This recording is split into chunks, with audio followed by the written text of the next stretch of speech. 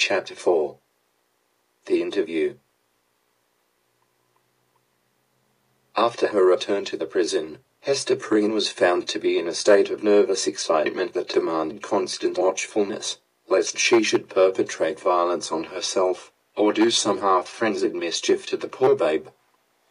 As night approached, it proving impossible to quell her insubordination by rebuke or threats of punishment, Master Brackett, the jailer, thought fit to introduce a physician. He described him as a man of skill in all Christian modes of physical science, and likewise familiar with whatever the savage people could teach, in respect to medicinal herbs and roots that grew in the forest.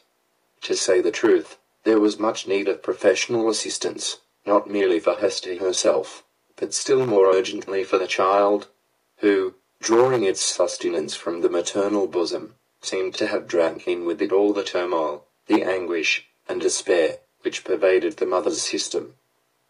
It now writhed in convulsions of pain, and was a forcible type, in its little frame, of the moral agony which Hester Prynne had borne throughout the day. Closely following the jailer into the dismal apartment, appeared that individual, of singular aspect, whose presence in the crowd had been of such deep interest to the wearer of the scarlet letter. He was lodged in the prison, not as suspected of any offence, but as the most convenient and suitable mode of disposing of him, until the magistrates should have conferred with the Indian Sigamas respecting his ransom. His name was announced as Roger Killingworth. The jailer, after ushering him into the room, remained a moment, marvelling at the comparative quiet that followed his entrance. For Hester Prynne had immediately become as still as death, although the child continued to moan. "Prithee, friend, leave me alone with my patient," said the practitioner. "Trust me, good jailer, you shall briefly have peace in your house.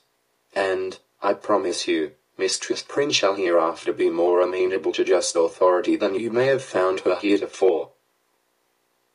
"Nay, if your worship can accomplish that," answered Master Brackett, "I shall only for a man of skill indeed. Verily, the woman hath been like a possessed one, and there lacks little, that I should take in hand to drive Satan out of her with stripes." The stranger had entered the room with the characteristic quietude of the profession to which he announced himself as belonging. Nor did his demeanour change, when the withdrawal of the prison keeper left him face to face with the woman, whose absorbed notice of him, in the crowd, had intimated so close a relation between himself and her. His first care was given to the child, whose cries, indeed, as she lay writhing on the trundle bed, made it of peremptory necessity to postpone all other business to the task of soothing her. He examined the infant carefully, and then proceeded to unclasp a leathern case, which he took from beneath his dress. It appeared to contain certain medical preparations, one of which he mingled with a cup of water. "My old studies in alchemy," observed he, "and my sojourn, for above a year past, among a people well versed in the kindly properties of simples, have made a better physician of me than many that claim the medical degree. Here, woman, the child is yours. She is none of mine, neither will she recognize my voice or aspect as a father's. Administer this draught, therefore, with thine own hand." Hester repelled the offered medicine, at the same time gazing with strongly marked apprehension into his face. "Wouldst thou avenge thyself on the innocent babe?" whispered she. "Foolish woman," responded the physician, half coldly, half soothingly. "What should ail me to harm this misbegotten and miserable babe? The medicine is potent for good, and were it my child, yea, mine own, as well as thine, I could do no better for it." As she still hesitated, being, in fact, in no reasonable state of mind, he took the infant in his arms, and himself administered the draught. It soon proved its efficacy, and redeemed the leech's pledge. The moans of the little patient subsided. Its convulsive tossings gradually ceased, and in a few moments, as is the custom of young children after relief from pain, it sank into a profound and dewy slumber. The physician, as he had a fair right to be termed, next bestowed his attention on the mother. With calm and intense scrutiny, he felt her pulse, looked into her eyes. A gaze that made her heart shrink and shudder, because so familiar, and yet so strange and cold. And, finally, satisfied with his investigation, proceeded to mingle another draught.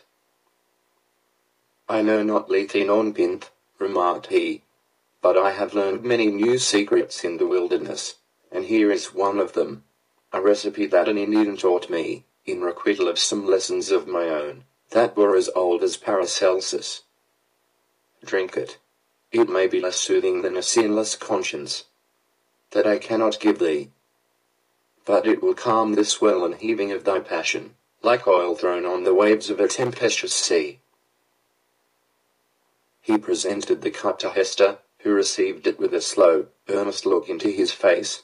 Not precisely a look of fear, yet full of doubt and questioning, as to what his purposes might be. She looked also at her slumbering child. "I have thought of death," said she, "have wished for it, would even have prayed for it, were it fit that such as I should pray for anything. Yet, if death be in this cup, I bid thee think again, ere thou beholdest me quaff it. See. It is even now at my lips." "Drink, then," replied he, still with the same cold composure. "Dost thou know me so little, Hester Prynne? Are my purposes wont to be so shallow? Even if I imagine a scheme of vengeance, what could I do better for my object than to let thee live? Than to give thee medicines against all harm and peril of life, so that this burning shame may still blaze upon thy bosom?" As he spoke, he laid his long forefinger on the scarlet letter, which forthwith seemed to scorch into Hester's breast, as if it had been red hot. He noticed her involuntary gesture, and smiled. "Live, therefore, and bear about thy doom with thee, in the eyes of men and women, in the eyes of him whom thou didst call thy husband, in the eyes of yonder child. And, that thou mayst live, take off this draught." Without further expostulation or delay, Hester Prynne drained the cup, and, at the motion of the man of skill, seated herself on the bed where the child was sleeping, while he drew the only chair which the room afforded, and took his own seat beside her. She could not but tremble at these preparations, for she felt that, having now done all that humanity, or principle, or, if so it were, a refined cruelty, impelled him to do, for the relief of physical suffering, he was next to treat with her as the man whom she had most deeply and irreparably injured. "Hester," said he, "I asked not wherefore, nor how, thou hast fallen into the pit, or say rather, thou hast ascended to the pedestal of infamy, on which I found thee. The reason is not far to seek. It was my folly, and thy weakness. I, the man of thought, the bookworm of great libraries, a man already in decay, having given my best years to feed the hungry dream of knowledge, what had I to do with youth and beauty like thine own? Misshapen from my birth hour, how could I delude myself with the idea that intellectual gifts might veil physical deformity in a young girl's fantasy? Men call me wise. If sages were ever wise in their own behoof, I might have foreseen all this. I might have known that, as I came out of the vast and dismal forest, and entered this settlement of Christian men, the very first object to meet my eyes would be thyself, Hester Prynne, standing up, a statue of ignominy, before the people. Nay, from the moment when we came down the old church steps together, a married pair, I might have beheld the balefire of that scarlet letter blazing at the end of our path." "Thou knowest," said Hester, for, depressed as she was, she could not endure this last quiet stab at the token of her shame. "Thou knowest that I was frank with thee. I felt no love, nor feigned any." "True," replied he. "It was my folly. I have said it. But, up to that epoch of my life, I had lived in vain. The world had been so cheerless. My heart was a habitation large enough for many guests, but lonely and chill, and without a household fire. I longed to kindle one. It seemed not so wild a dream, old as I was, and somber as I was, and misshapen as I was, that the simple bliss, which is scattered far and wide, for all mankind to gather up, might yet be mine.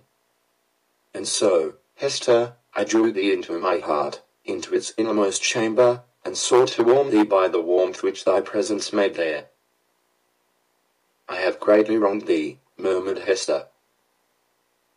We have wronged each other, answered he.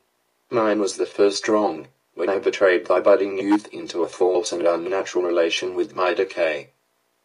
Therefore, as a man who has not thought and philosophized in vain, I seek no vengeance, plot no evil against thee.